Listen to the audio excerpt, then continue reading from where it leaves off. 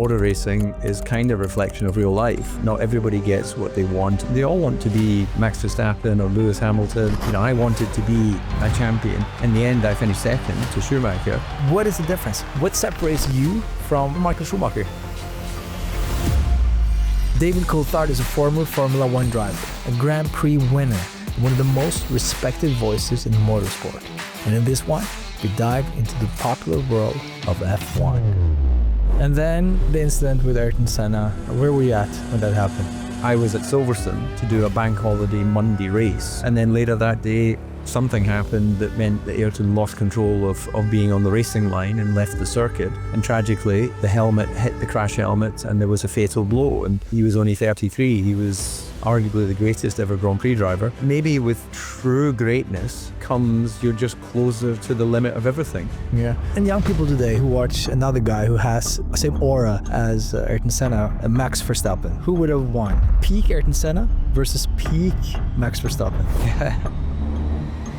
Well,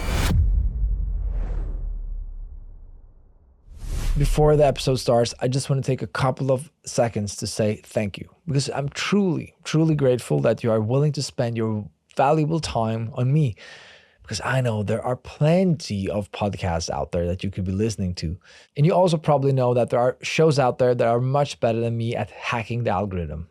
I don't want to hack the algorithm. I want to make the best episodes that I can. But the way you can help me is by telling the algorithm that what I do is okay, maybe even okay plus, by subscribing to the show or following the show if you're on Spotify and Apple Podcasts, and also liking the episode or saving the episode or sharing the episode with a friend that you think might enjoy it. And if you will do me that kind favor, I promise you that in return, I will make this into the best podcast you've ever listened to. So be curious, keep exploring, and enjoy this episode. Formula One seems to be bigger than ever. And I thought that it would be fun to talk with someone who really knows what they're talking about, who's an insider, who's been a part of the sport for years. And when I was a kid, I remember the first time I watched Formula One, it was probably around the early 2000s, 2001 probably. And you had, of course, Michael Schumacher, and you had his the guy who was battling him, which was you, David Coulthard. Well, Mika Hakkinen probably battled him a little bit harder than I did, but we were all there. Not the way I remember it though. But of course we will get to that. And I think, how should we start this? We could go. I want to go everywhere, but let's start with your beginning and your start. And I think this could be interesting to people to learn how does one become an F1 driver, and maybe use your career as an example. So if you can take us a bit back, take us back to Scotland. You were a young boy. How did you get into F1? Well, my father had raced karts when he was a teenager, and he'd won the Scottish karting championship at 14. That coincided with his father dying. And then, as I understand it, he was packed off to boarding school and his racing stopped. So his mother didn't have interest in supporting him in racing. But, at 14, he was probably just on the cusp of becoming a young man and had a real passion for racing. So fast forward, he marries my mother. They have 3 kids. He was involved in supporting other local guys in karting. So he had a little team with guys racing what were called shifter karts, the long circuit karts. So as a young boy, I was going to places like Silverstone and Donington and tracks in the UK. And of course, it was just a wonderful playground. As a young kid, you could ride your bike around the paddocks. You were within a community where you were safe. So it felt like a fun world away from the small village where I grew up in the southwest of Scotland. Our family business is transport. So I was always very aware of distribution and other names and other places. And I got into going to kart races as someone to, clean the helmet, and watching Grand Prix on a Sunday with my father. And then at 11 years old, he bought me a kart for my birthday, because that was the youngest you could start racing in those days. Now you can start racing at 8. And of course we had little motorbikes and stuff to play around in the countryside prior to that. But I started racing at 11, and I just found it fascinating, competing against not only your local club racers, but then all of Scotland, and then of course all of Britain and beyond. And that journey led towards, going into cars at 17. Yeah. When did you understand that you had a talent for this? Because the way you talk about it very matter-of-factly, there's a lot of people in Scotland at the same time who probably also wanted to become great drivers. When did you understand that, like, I have a talent here? I don't remember specifically thinking that, but I remember when I won the Scottish Championship, that was a significant moment because you compete against everyone in Scotland at your age level, and you then establish yourself as being the best in that race or at that time. And then, of course, your mind goes to racing in in England. So to compete in the what was called the Super One Championship. It was a series of races that led to winning that Super One title. So I progressed from Scottish champion to Super One champion. And by then I had the winning bug. It was a disappointment if I didn't win. And as I was getting older, I was getting more and more sort of curious about the world and desire to want to compete against drivers from all over the world. So at 16, I did an event in Australia, actually, in karting, where there was guys from all around the world coming to that event. So it became just a sort of natural progression to go into cars at 17. Yeah. But I never really truly believed it would be more than a hobby. I never really had the concept of it being a career. What is a professional sports person? It's a person that does what they've been doing their whole life, but suddenly they get paid. That's the only definition of the difference between a professional sports person and a non-professional sports person. You still have a commitment, you still have all of the training and all of the preparation, but suddenly you become an asset for companies to pay you to drive. But how? Because there is this, I have this impression that in order to become a great driver, you need funding from a very early age. And I don't know how that is today compared to how it was back then. But today, my impression is that you need a lot of money. And the easiest way to get the funding is, of course, having rich parents. Was it the same thing back then, or was it different then? No, you needed funding, but everything has gone completely out of proportion. The cost of entry-level racing now has not followed inflation, because what happened back in my time, it was a series of private family teams. Now you have professional teams in karting who will sell space within their awning, within their truck, to young aspiring racing drivers, and it's become a lot more commercial. And of course, if you're a good team, you can charge more, and then that pulls up the not so good teams, and then they have some results, and then it pushes everything like that. So to give an idea, my first year in cars in 1989, the budget was supposed to be £50,000. We only actually spent £35,000 to do 32 races. So, just slightly over £1,000 a race. That sounds too low. It does. Whereas my son is racing at 16 in that entry level racing, and by the time you put everything together, it's around £300,000. So it's completely not in proportion to the inflation change. Someone will probably say, well, it's not far away, but it's gone to a level where you need good financial support. And of course, not everyone has got that access to the funding. So look, it's a fortunate person's sport. It's not like getting a football, and it doesn't matter how old the football is. If you're super talented, you can practice and train and develop your skills. Or if you are a creative musician, there's enough programs that you can do that on your computer, or borrow someone's computer if you've got that sort of creative gene. It's, in that respect, it's an unfortunate sport because it's not accessible to everybody. But then I always say that motor racing is kind of a reflection of real life. Real life isn't fair. Not everybody gets what they want or what they deserve. And motor racing's the same. They all want to be Max Verstappen or Lewis Hamilton. I wanted to be a champion.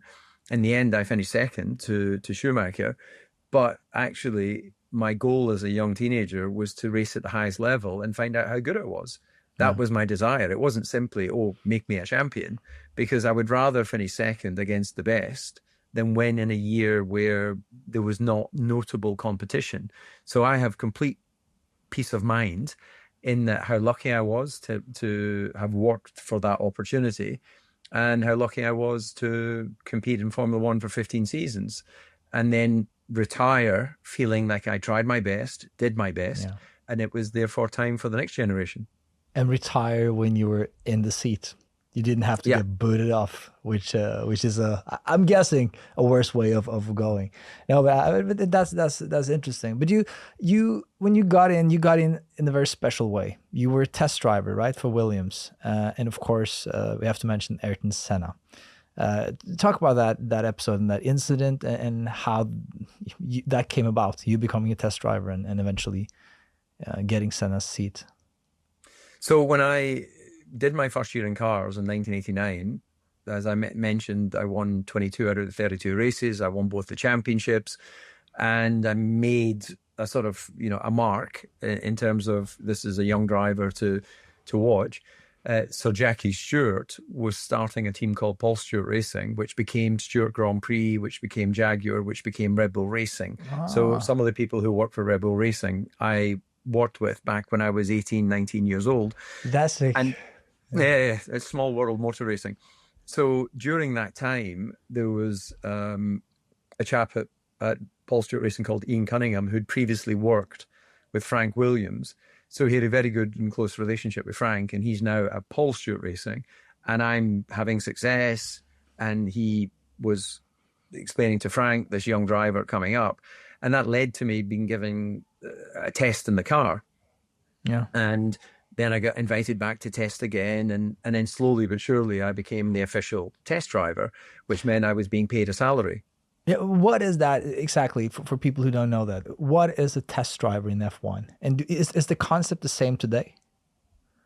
No, you're right. The concept is not the same because the teams don't have test teams. But back in that era of Formula One, you'd have the race team and you'd have the test team.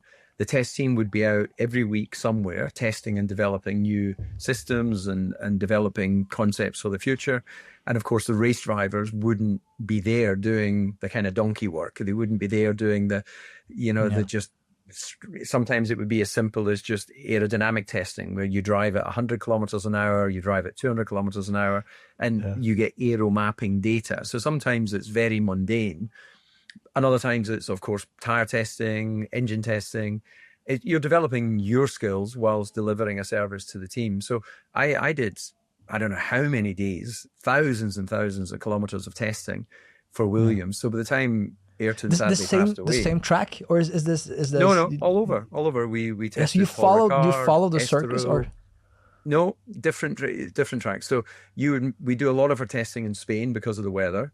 Just better weather, so especially in the winter. But we might be testing at Silverstone, we might be testing random tracks that you will never have heard of, but motor racing people would know: Pembrey in Wales, Paul Ricard in France, Magny-Cours, Estoril, Jerez, Barcelona. You tested wherever. Sometimes they went to South Africa testing, sometimes they went to Brazil testing. It really depended on what the test program was and what the specific nature of the program. So it was a full on role for the testing team, and the test driver would be the consistent element of that. Yeah. Did you simultaneously drive F2 or something else? Yes, to I was racing. Yeah, I was racing Formula 3. Then I moved up to Formula 2, Formula 3000 it was called in those days. And you have an official contract to the team to be that test driver. So it was a wonderful way to develop your skills, develop your fitness away from the spotlight. We didn't have social media back in those days, so you didn't have to create TikToks about, hey, look what I did today, and all the good things that has created other opportunity. But in a way, it makes the young drivers much busier, let's say, off track than I would have been, and maybe distracts them a little bit. Whereas I could just be contemplating what we've done, what we can do in the future. So the focus was more 100% on the role. It could read less distractions. Yeah. And then the incident with Ayrton Senna at Monza. Where were you at when that happened? Yeah, well, so I did a year of testing with Nigel Mansell in 92. I did a year of testing with Alain Prost in 93. Ayrton joined the team at the end of 94. And I got to know him through a few test days over the winter. And then I wasn't at the first 3 Grand Prix because I was getting ready to do my first race in Formula 3000, which we've established was effectively called Formula 2 today. And the first 2 races, he was in pole position, but didn't finish. At Brazil, he spun. Japan, he got taken out. And third race was Imola in Italy, San Marino. Imola, exactly, yeah. Sorry. I was at Silverstone to do a bank holiday Monday race. So the Sunday of the Grand Prix was my qualifying day, and then Monday was my race.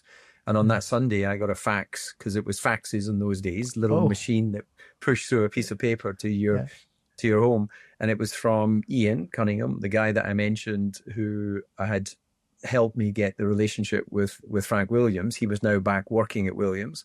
And it was signed by Ian, by Frank Williams, Patrick Head. Ayrton Senna had signed it, just wishing me all the best for my qualifying and my race. And then later that day, the race happened. Ayrton was killed, coming off the back of the tragedy of Roland Ratzenberger being killed on the Saturday. And then everyone was in shock. The whole world was in shock. The following day, I did my race and finished second in that race. And the team manager at that time was a guy called Ronnie Meadows. Ronnie Meadows is now sporting director at Mercedes Grand Prix. So a lot of people have moved through the sport in the same way you do as a driver. So you get to know them maybe in karting, and then we work together either in within a team, or in my case now, of course, I work in broadcasting. So it was a huge shock. And then the next Grand Prix was Monte Carlo. The team didn't put anyone in the car for that race. It was just Damon Hill on his own. And then for the following race in Barcelona, I was put in the car, and I ended up doing 8 Grand Prix that year, sharing the car with Nigel Mansell, who was racing in America, but came back to do some of the Grand Prix. And that led to a full-time contract for 95. Yeah. You mentioned that Senna had some trouble with the car. Was this because this was the very same car that you tested, right? Yeah, absolutely.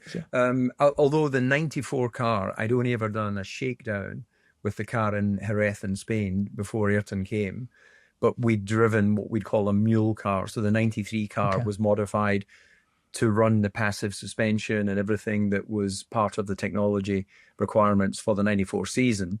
And then that morphed into the full-time Grand Prix car. So things happened in a different way back then because we had the test team. So sometimes people would introduce a new car after the first few races. They didn't want to risk an unreliable car in the early part of the season. So it was a different era of Formula One. Yeah, but the car, was it, do we know exactly what happened? Was it Senna who struggled to kind of adapt to the car, or was it something about that car that you also felt that it wasn't, I don't know what you call it in the world of the motor. Yeah. Senna was in pole position for the first 3 Grand Prix of that year, and therefore in his hands, the car was quick. Brazil, he spun. Japan, he was taken off at the first corner. And San Marino, he had the crash. So he never finished any of the Grand Prix, but it was only 3 races, and there was 3 very clear explanations for not finishing. Yeah. So there was all the speculation at that time whether Benetton had a system that gave stability through traction control, and it's never been proven one way or the other, as far as I know. There was speculation that the steering failed on the Williams, and that led to Ayrton's crash. None of the data supported that, although the steering column was broken after the impact of the crash, which the data showed there was still steering load up until the impact. So there'll be people a bit like, did they land on the moon? Did it happen or did it not happen? Yeah. People still speculate today. I can only talk about what I know and what I see. And I saw the data from everything that led up to the crash, and the data suggested everything was working normally. Quite clearly, something happened that meant that Ayrton lost control of being on the racing line and left the circuit. And tragically, despite having no other injuries, the helmet hit the crash helmet and there was a fatal blow. And, you know, he was only 33. He was the most famous sportsman, possibly one of the most iconic guys even today, arguably the greatest ever Grand Prix driver. And quite clearly, if he could die in a Grand Prix car, any of us could. But it was the way that my career started. Yeah. What did that incident with Senna do to the field? Like, did people? You said it right there. If this could happen to Ayrton Senna, it surely can happen to us.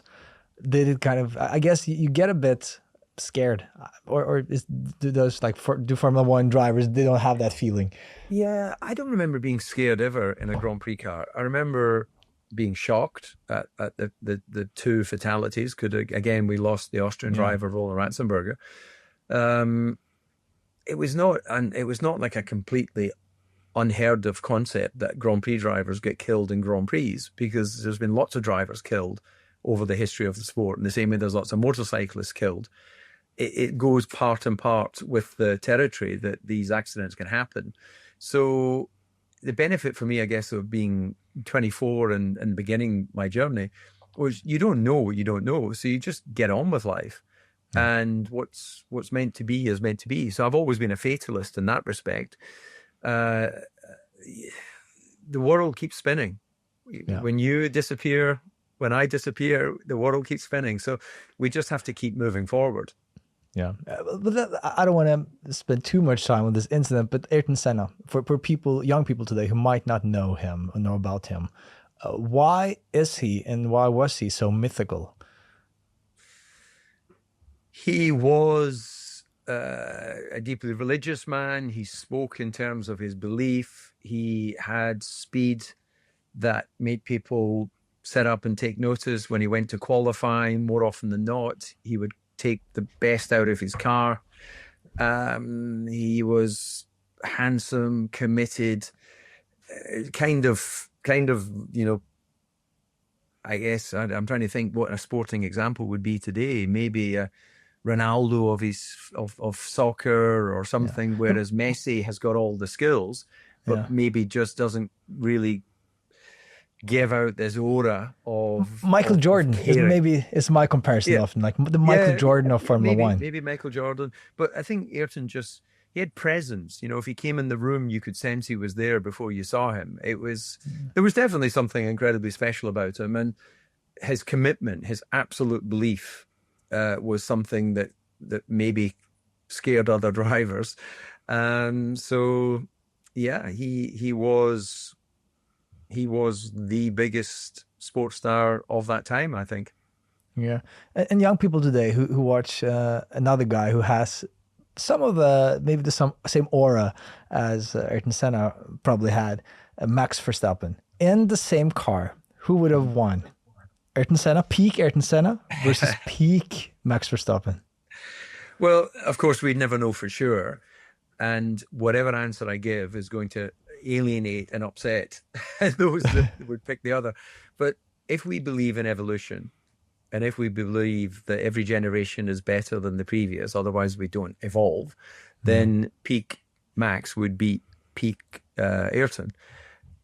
But I think even Max would want to romantically look to Ayrton as someone that was a sort of guiding star, even maybe for himself, even though Ayrton died before Max was with us, even born. I think that he would acknowledge that the fact that he's still revered today, 30 years and more after his passing, gives him a star quality, and nobody wants to. Not Max would want to say I'm better, because one, it's pointless. Two, Max is a respectful individual. Again, like many of these greats, they can be divisive. You know, Ayrton was not everyone's favorite while he was racing, because he was a very hard, aggressive racer. He was prepared, as he said in Suzuka, when they gave pole position on the different side of the track than he thought was fair. He said if he wasn't leading into the first corner, he would crash into Prost. He wasn't leading, so he crashed into Prost. So he was a man of conviction.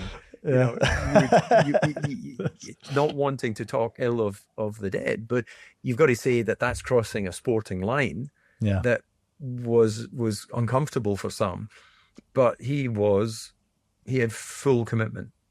I've heard some people say that they believe that, and of course this is very hypothetical, they believe that Ayrton Senna would beat Max in one, like if you only looked at one lap, like in one lap race, then Ayrton Senna has the edge, but in like a full race, then Max probably would have the edge.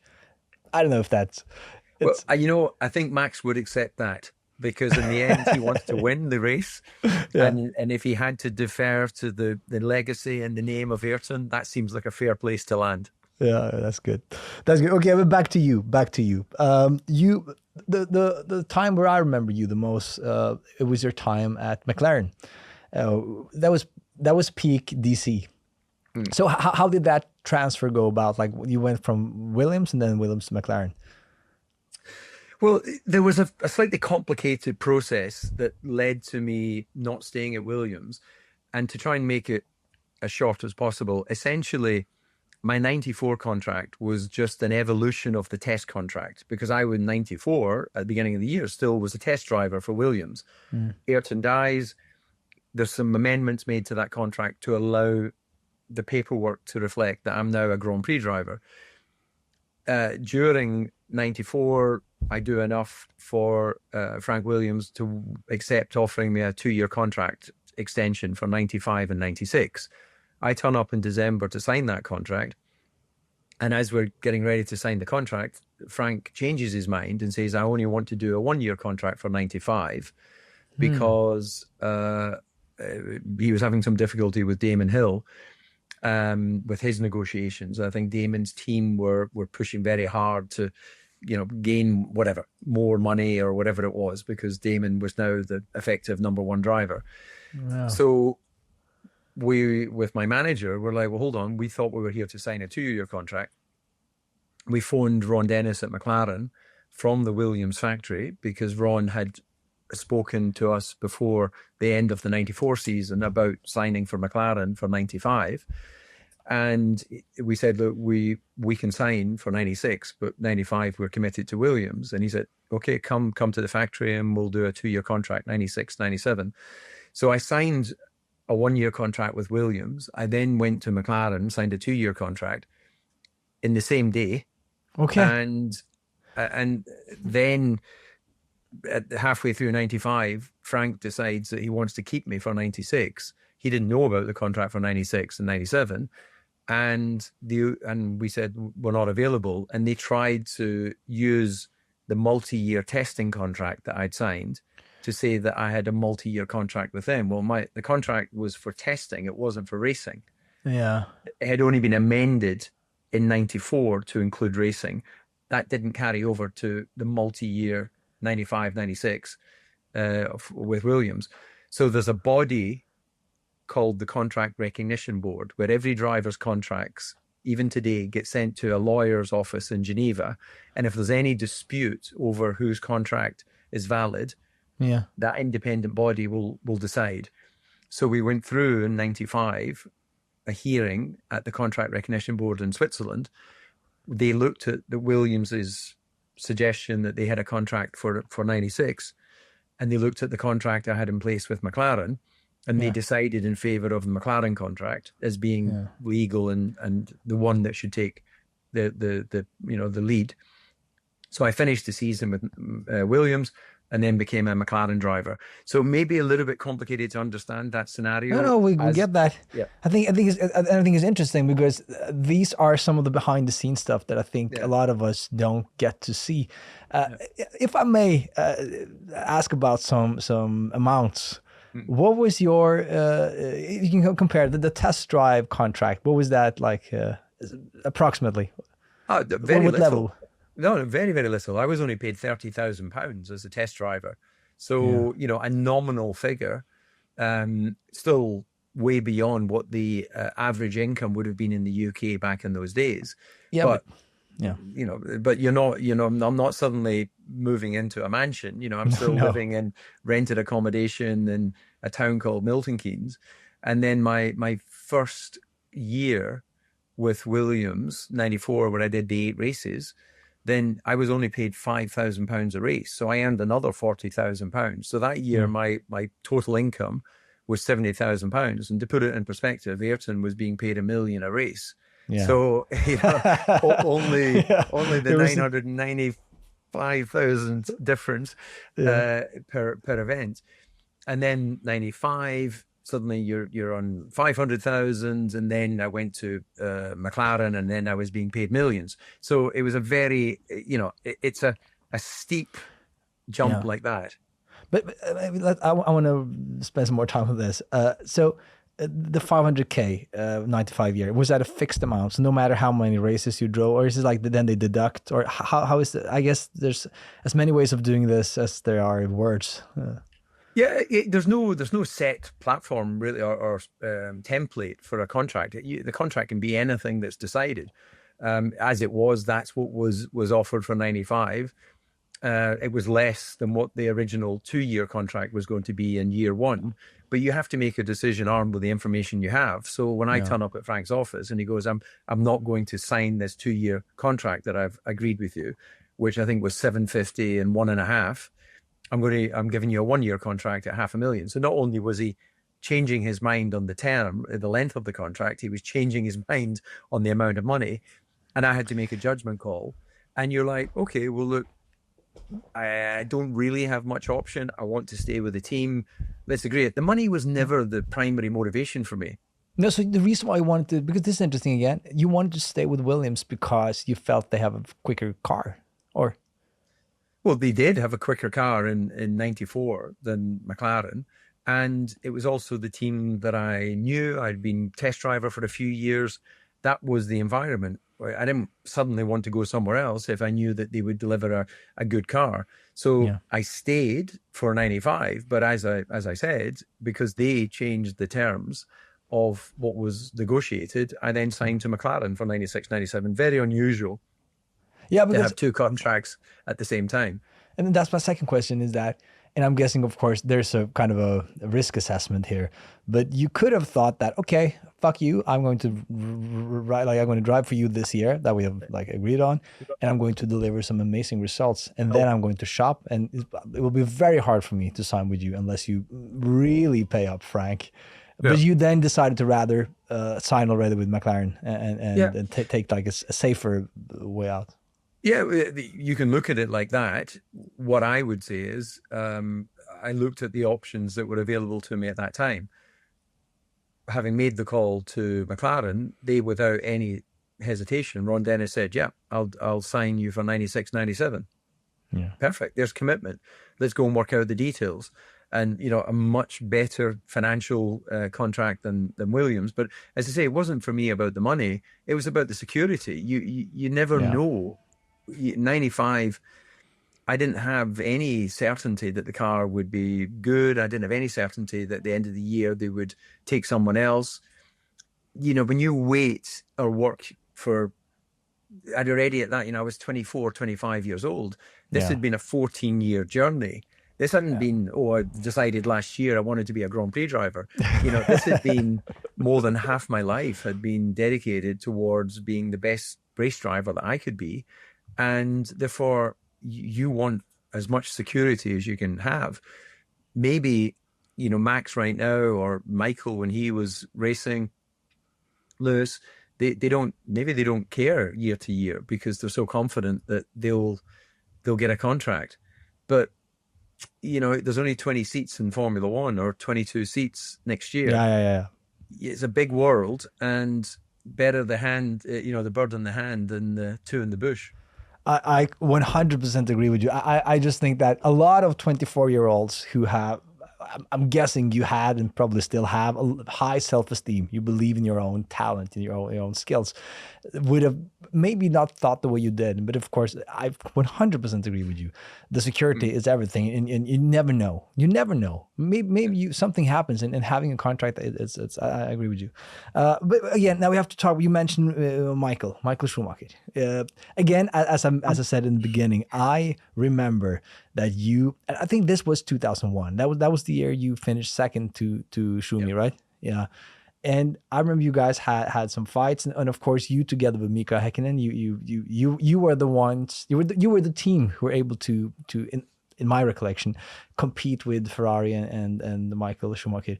Like, how do you, like, what do you remember from that time with Michael? Like, how did you guys in McLaren, how did you view Ferrari and Michael?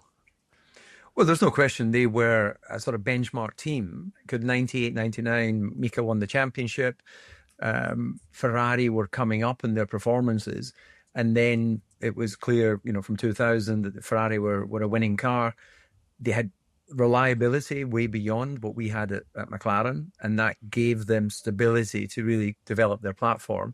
So come 2001, when you mentioned, it was a year I had the plane crash as well, and there was a lot. There was a lot happening. I was physically fit. I was, understanding the team well. The car seemed quick. We were still a bit unreliable relative to Ferrari. And Michael was a hard competitor. Sometimes he would push beyond what you'd consider the sporting limits, a little bit like Ayrton. Not just an opinion for those who want to say, that's not nice, David. Our referee is the FIA. And if the FIA take action against you for doing things that are outside of what the sporting code would allow, you have to accept that somebody has said, you're pushing the boundaries too much. So Michael was a hard competitor, and he was the benchmark. Mika was fast, but he was very fair on track. I don't recall Mika ever doing anything that would be considered unsporting or overly aggressive. He just raced hard and fair. Yeah. You mentioned there with Michael Schumacher being impish, isn't that a word? And what's the episode where I have like this recollection of an episode where you and Mika, you helped Jacques Villeneuve win the championship. Tell me about that incident. Well, that's going back to 90. Was it 96? 97? 97. Like 97 when Jack won the championship. Yeah, so I had won Melbourne and I'd won Monza that year. So I'd won a couple of races. Mika hadn't won a race. And it was clear that the championship was going to be decided at that final round between Schumacher and Villeneuve. And Ron and Frank had a competitive friendship. They had discussed that McLaren wouldn't get in the way of Williams' strategy. And if they did that, then Williams, if they could, would make sure that one of the McLarens won the race. Very unusual. I didn't know anything about that conversation. I get into the race and I'm in front of Mika, and I'm then being told to let Mika past. And I'm like, no, why? And for long conversation short, it went on for several laps. I eventually let Mika pass because I'm told effectively I'd get fired if I didn't. And then Jacques slows down at the end of the Grand Prix, thinking it's me behind him to let me past, but it's Mika, and then I get past. So Mika wins his first Grand Prix. I finish second, and Jacques finishes third. And it was just a really not a great episode because I was obviously angry that I had to move over from my teammate. And then we rolled out of that 97 event into 98 Melbourne, where we had a quick car, but it was unreliable. So there was agreement that whoever led into the first corner would not be challenged in the race, because we knew if we pushed the cars hard, they would probably fail. We'd never done a Grand Prix distance in pre-season. So Mika got to the first corner first. We're running first and second, controlling the pace, driving slower than the car's potential. but we still lapped everybody up to third place. The car was so quick. Yeah. And then Mika, who had a problem with his hearing after his accident in Adelaide in 95, misheard a radio communication where they told him to cool his brakes, which basically meant slow down. Yeah. And then I would slow down, respecting the agreement. But he went through the pits. So I'm now leading the Grand Prix. And of course, the team, and he's 12 seconds behind me. And they're like, okay, you have to let Mika pass. And I'm like, okay, understood, because it was pre-agreed. I didn't argue. In Jerez in 97, I argued because, the first thing I knew about it, I'm in a Grand Prix being told to move over. I'm like, well, why should I? Anyway, I moved over, I think, on the last lap. Mika won the race, and there was a big outcry by the public because there was not allowed to be team orders. There was a perception that the race was the race, where we all know there was always team orders of one way, shape or form. It just was never discussed. So I personally think it was good in many ways that the public then understood that there is team orders. Team orders are allowed today. They weren't technically allowed back then, but it is impossible to police. So why lie to our audience? It's much better to be honest. Yeah, I agree with you in that. But maybe what I found off-putting there was the like, one thing is if teammates work together in order to secure a championship. To me, that is perfectly fine. Yep. No crying. But when you help another team, that's different. But from what I remember, the reason why I mentioned it with Schumi being a bit like aggressive was that, from what I remember or have read, is that Schumacher tried to effectively crash Villeneuve out of the race, and both of them, like, because he led, I think, going into that race, and if both of them crashed out, then he would have effectively won. But he didn't, like, so I think he tried to crash out Villeneuve, and he went out, but Villeneuve was able to finish, something like that. Yeah, exactly that. So Jacques overtook him, and when Michael realized he was overtaking him, he turned in and hit Jacques, but then bounced off into the gravel, and Jacques went on and finished the race, and Michael didn't. And then at the FIA had a hearing after the event and removed Michael from the World Championship results because of that unsporting behavior. Now, again, very conscious, if someone is a hardcore Michael fan, you'll be hating the fact that I'm recalling factual information from the past. So this is not an opinion, this is the facts. So the FIA felt there was evidence to suggest he'd done something unsporting. And this is the one thing that I never understood about Michael, because he was so good. He was a great competitor, unbelievably quick, one of the talents of the history of the sport.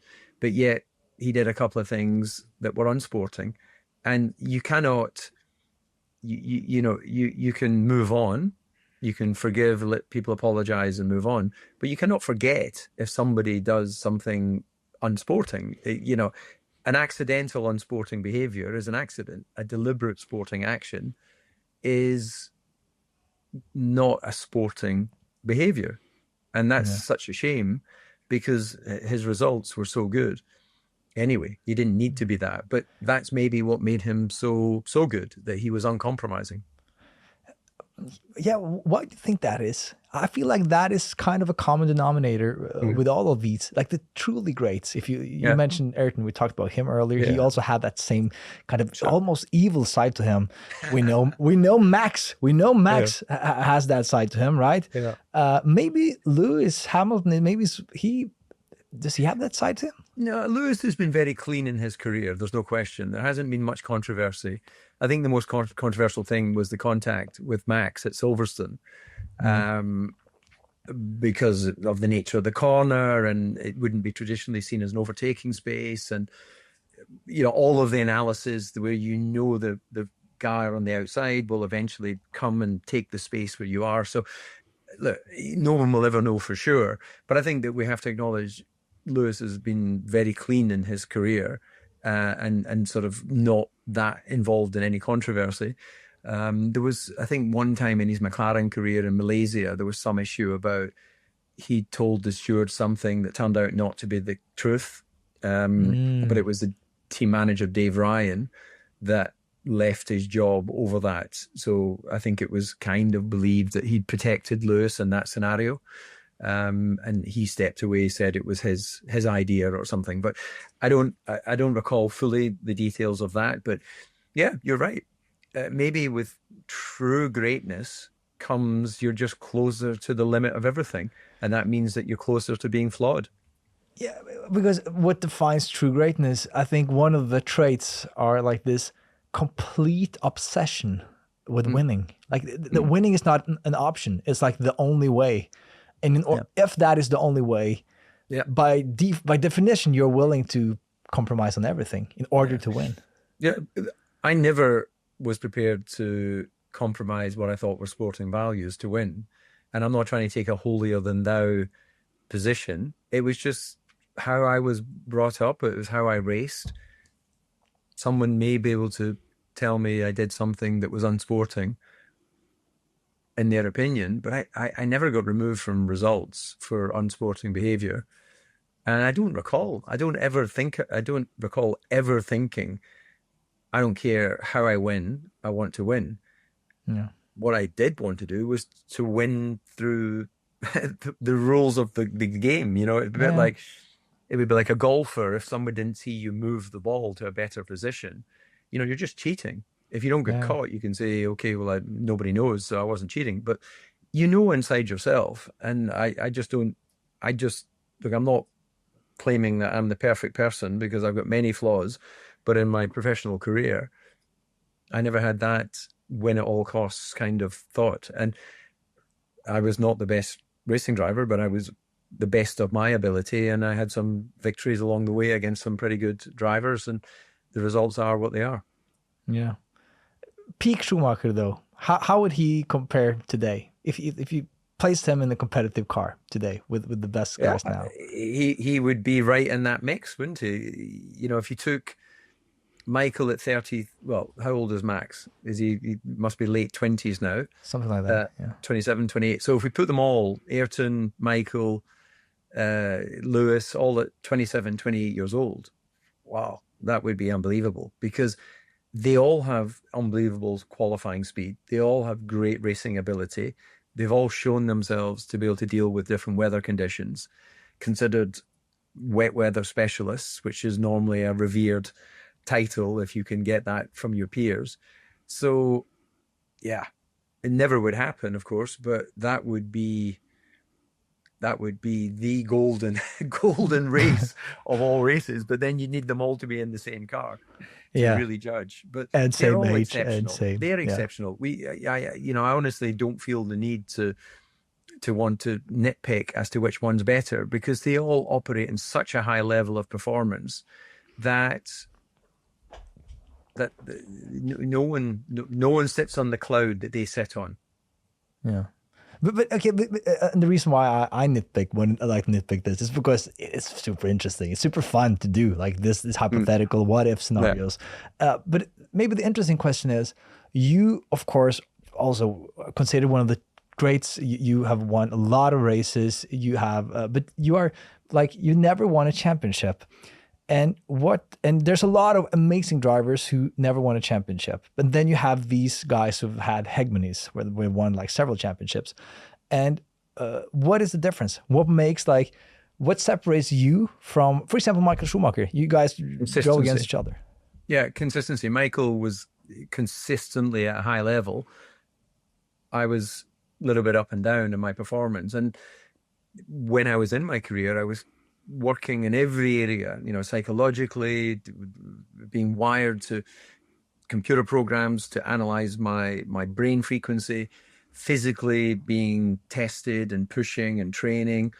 I did everything physically and mentally possible to try and achieve that level of consistency. But why was that era of Federer, Nadal, Djokovic, why were they just the three guys that did most of the winning?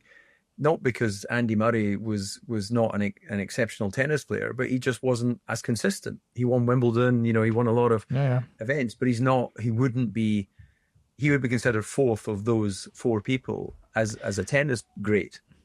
But what makes that consistency? I guess that's my question. Is it the mental aspect? It Is can it only be. yeah. If there was an exact answer, there would probably be an exact solution. So it's not Hmm. the physical attributes of the body. In boxing, if you are a big, fast, heavyweight, you're probably going to beat the small, slow, light heavyweight Yeah. just because of your physical size and speed and all the rest of it. Mike Tyson was the odd one out for a period because he was not as big, but he was so fast and so powerful.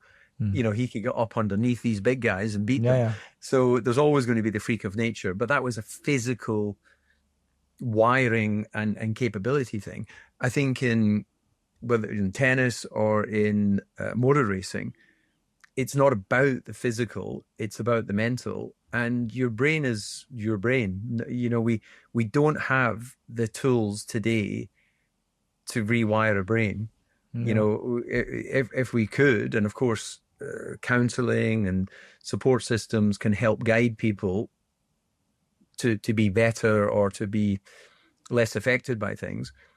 But in pure sporting terms, at that level, I think the very best see and feel things before others. Why are some people considered geniuses, and they can calculate in a way that an average person can't? Is not because of anything in their structure. It's to do with I guess, the chemical composition of their gray Yeah. matter.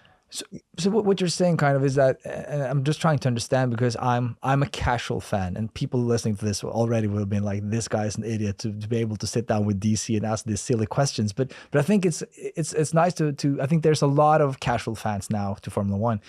But you're saying that anybody could learn the skill of driving if you just practice enough, learn how to make the best curves. Like that is something that you can teach and learn. You don't need any physical. Yeah. Yeah, it's not physical that limits your ability to drive a Grand Prix car. I think anyone could be taught to drive a Grand Prix car quickly if they do it over a long enough period of time. But there was an example in Goodwood at the weekend. An esports world champion for Red Bull was driving the running show car, they call it. So Goodwood is a hill climb. It's a celebration of motorsport, and there was 75 years of Formula One.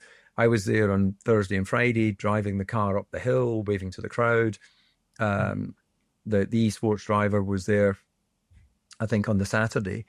And from the video I saw, he comes around leaving the holding area, and the car starts to push on, and he goes just into the bales. Not a big impact. He was completely fine, but it broke the front wing. To me, he didn't pull the clutch, because a Grand Prix car idles at 6,000 RPM. A normal road car, you change gear at 6,000 RPM. It's a very high level of idle, because the car changes gear at 18,000 RPM. So at very low speed, 6,000 RPM in first gear will push you forward unless you pull the clutch in. Never is an issue when you're on a racetrack, but when you're in a country house. So why did he not, if that's what he did, not pull the clutch in? Is because he's spent thousands of hours driving simulators, and he's spent probably half an hour of his life driving a Formula One car.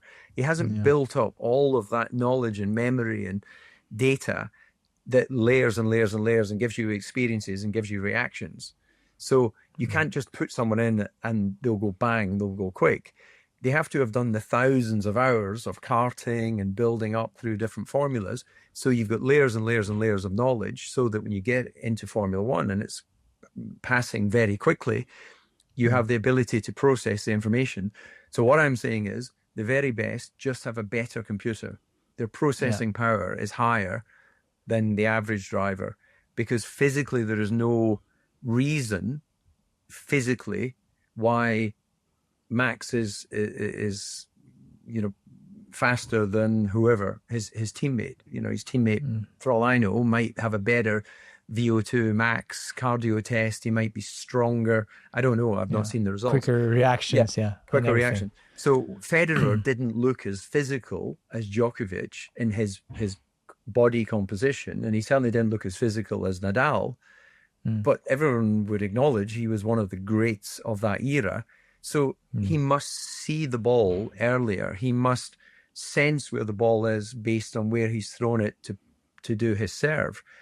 I don't know, but I'm surmising that the best race drivers just have a better computer, and that's the brain.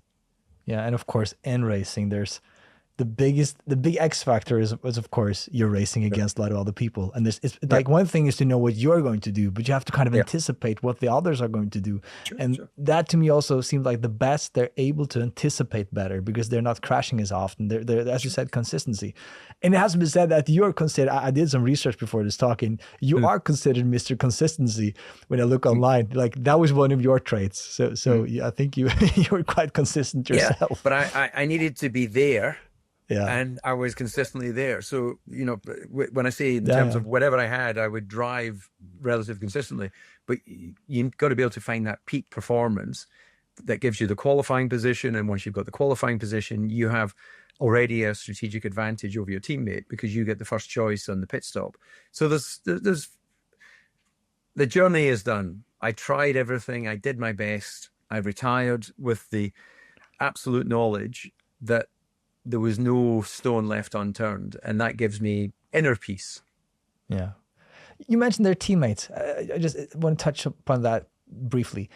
That is a thing with Formula One that is both like a cool aspect with that there's it's a team sport, and it's hard to like remember that the fact that this is a team sport, and of course you have the two drivers in the cars, and of course the rest of the team. That's the team here, but it's also terrifying. I would guess that that there's one other man out there who has the same car that you have, and if they perform well and you don't, well, yeah, no, absolutely, it is. It's a competitive environment. I never had a teammate until I moved to my second year in cars. So I didn't know what it was to have a teammate. So it was actually a bit of because everyone was just a competitor in another team. Suddenly you get a teammate.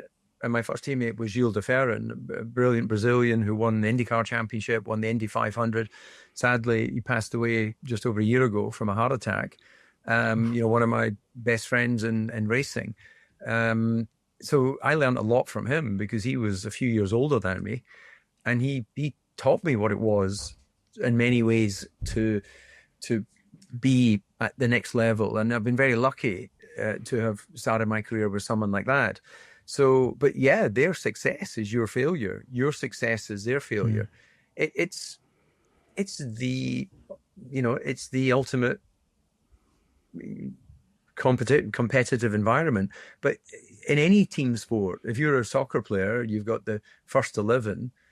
The reserve goalkeeper wants the main goalkeeper to be injured so he can get on and show his skill. The striker wants the main striker to get an injury so he can get on the field and show himself. And if you don't want that, you're not hungry enough. You need to be taking someone's place to be progressing in the sport. So, but somehow it's done in a way which is very, let's say, upfront, because you sit opposite your teammate. You can hear everything he's saying. You can look at his data. So people don't tend to hide very much in modern racing because we have data to show.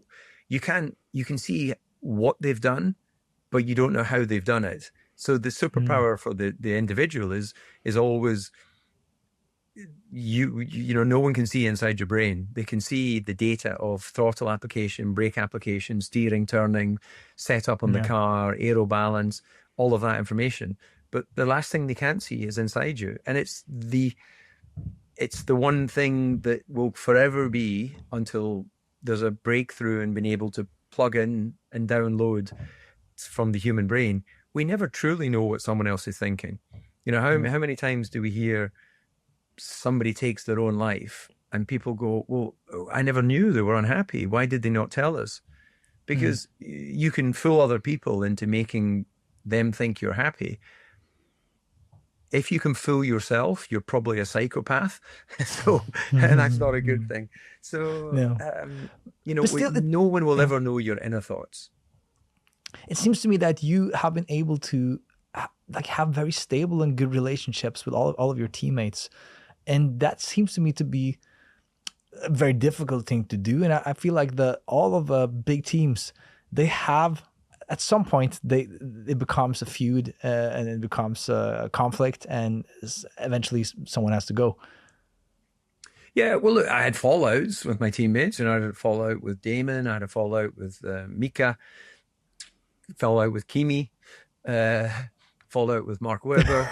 Not Mark Webber though. You guys Yeah. are the best of friends, I thought. No, we are, but I'm talking about one individual event. So, Yeah. you know, with Damon, it was in the Belgian Grand Prix '95, because there was a dry to wet qualifying. Rubens Barrichello had qualified on pole. I'd raced against Ruben and knew he was not the best starter. So I think I was maybe fifth on the grid. Damon was third.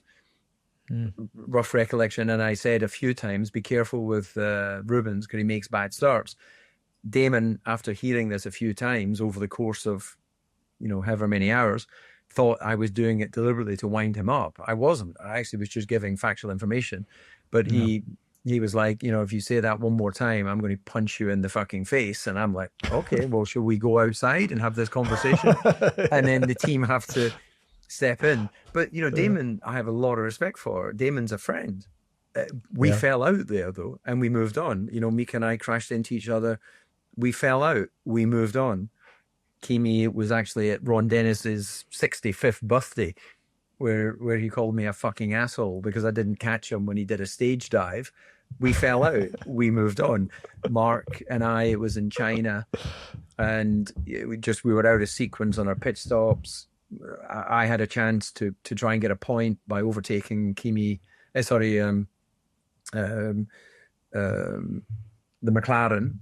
and Heikki Kovalainen in the McLaren. And Mark wanted me to move out of the way to let him pass to try and have a go. I didn't need to. I didn't want to. I eventually overtook Heikki and finished in the points, and Mark stayed behind Heikki. But of course, after the race, there was an argument with Christian Horner and Mark and I. But then you move on. So I don't have an issue with saying what you have to say. And then, you know, what do you want to do? Do you want to hold a grudge, or do you want to get on with being professional? So they're all friends today. And, you know, we hang out. These are just memories from the past. It's like any really close relationship. You know, show me a husband and wife, or a, you know, whatever scenario of partners who live together, who haven't fallen out, and for a moment in time wanted not to be ever near that person again. And then, you know, if you love the person, you agree to disagree and you move on. But from what I understand, often the car is built around one driver, and that is probably the main issue. I've heard that. But the team and designers will always design and build what, to their belief and knowledge, is the best scenario. If a driver who's the lead driver is complaining, I need more front and more steering, more front grip, then they will focus on developing more front grip. It may be that his teammate thinks the front grip is ample, and any more front is going to make the rear uncomfortable, which I think is, from what it sounds like, the scenario at Red Bull, where Max can handle the rear being very nervous, where his teammates can't. Then, but what do you do as a team? You're always going to develop the complaints of the fastest driver. You're never going to say, no, fastest driver, we know you want this, but we're going to do that because it's going to make the slower driver happy. It's evolution. It's survival of the fittest. It is what it is. But to see the cars develop around one driver is such a simplistic view of what it takes to design and build a racing car. Yeah. I heard Alex Albon talk about Max's, or the Red Bull car, where he said that he felt like the car was, the analogy for layman's was that it's like having a very high sensitivity on your computer mouse, and the Red Bull car is like, because he, like, Max wants a very high, because he can make the car, like he can work with that, but that's very hard for other people. So, well, you know, I think that's a great description of which I'm going to use. So thank you, Alex Albon, via yourself for that, because I think that's something that people can relate to. Yeah. You will eventually get used to that sensitivity if you work hard enough and do it long enough. But the person that just naturally finds that comfortable will always be more comfortable than you with it, because your natural desire is wanting something else. But if that is what gives them higher performance, you have to adapt. Yeah. You ended your career. We will finish with this. You ended your career in Red Bull, but that was the start of the Red Bull team. What happened there? It used to be Jaguar. You said it earlier, and then it turned into Red Bull. Why did they want you? Why did you want to go there? What happened there? Well, to quickly summarize, my manager at the time was Martin Brundle, who works with Sky, and I wanted Martin as my manager because he understood the paddock, he understood the driving. He was a good, hard working, diligent businessman. So he ticked all those boxes. And anyway, we did the analysis in 2004 when I knew I was leaving McLaren after 9 seasons. And we met with Jaguar in this very office that I'm sitting in now in Monaco. And when we discussed it afterwards, I just didn't really feel that the structure with Ford ownership and the management structure that was in place was the right environment for me. And I decided that I would look at other options, maybe testing for somebody or whatever. I knew I wasn't finished in Formula One, but I decided that wasn't the route that I wanted to go down. Then you have to fast forward to a few months later, Red Bull buy Jaguar. Yeah.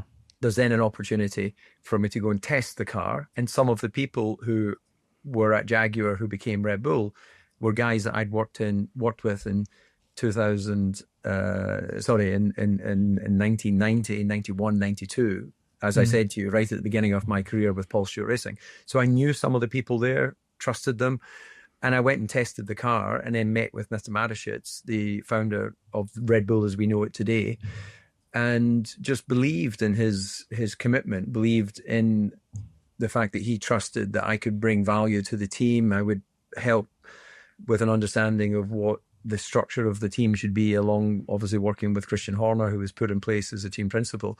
And that's why I decided to go with effectively the ashes of Jaguar. And 4 years later, when I definitely started to lose any, potential, then it was the right time to stop. And, I still maintain a good relationship with Red Bull. I still do running show car events, promotional events for the company. I'm not involved at all within the operations of the race team, and that worked perfectly well because that's not a part-time job. You're either fully committed or you're not. And I have seen them go from strength to strength to be one of the most successful teams in the history of the sport. And of course, I can feel good about my contribution in the foundation years. And it's just a great reminder. It's not the name above the door that brings success. It's the people within. If the name above the door was a guarantee of success, Ferrari would win everything. They're the biggest name, most recognizable emblem, and they've been involved in the Formula One World Championship since its inception. So it's always about people, and you've got to find the right people who have a willingness to work together, because finding intelligent people is not difficult. You go to the best universities, best aeronautical colleges, bring all these data scientists together. But a team is when people have a willingness to work together, who understand it's leave no person behind. And when you bring that winning culture together and that team together, you have a period of success. But over time, people want to move up when they're competitive in the role that they're doing, and people become stale and need a new challenge. And that's why it's very difficult in sports for any team to maintain success over several years. Football, whatever it is, any team sport, very difficult to maintain that. Individual sports, you might have a longer period of, let's say, success and dominance, but in team sports, much more complicated. Yeah. What's your relationship with Christian Horner like today? I have a good relationship with Christian Horner. I have a good relationship with, I would say, everyone within the team that I worked with over the years and the teams that I drove with previously. I never left any team with a bad relationship. The only bad relationships I have is ex-partners ex-girlfriends or ex-wife or Yeah. or something like that, because that's another complicated aspect of life. But I don't have a little black book of people that I have bad relationships with. But you cannot take anything away from Christian Horner. He is, or maybe like there's of course a team effort here, but he's the guy who's been at the realm of Red Bull for 20 years, and they went from being a, pardon my expression, shit team to become maybe arguably one of the greatest teams ever. And now he's booted out the door. What's happened here? Well, I don't have intimate knowledge. I'm not involved with the team. So the first I knew about it was when it popped up on my news channel on my phone. So I learnt later than a number of key stakeholders. So I don't have intimate knowledge. So I can't tell you what's happened. But what I would say is, he was empowered with no previous experience of Formula One. He was empowered to lead the team towards future success by Mr. Matisic's vision. He's delivered on that over the period of time that the key stakeholders wanted him to do that. Clearly, they don't want him to do that anymore. And therefore, there's a full stop on that journey. And at the end of that full stop, he's been at the helm of one of the most successful teams in the history of Formula One. So a little bit like my career had a full stop after 15 seasons. I will never race a Grand Prix again. I will never influence the statistics of the history of the sport again. I will never crash with another driver again. Everything has its time. And sometimes, people can't accept that.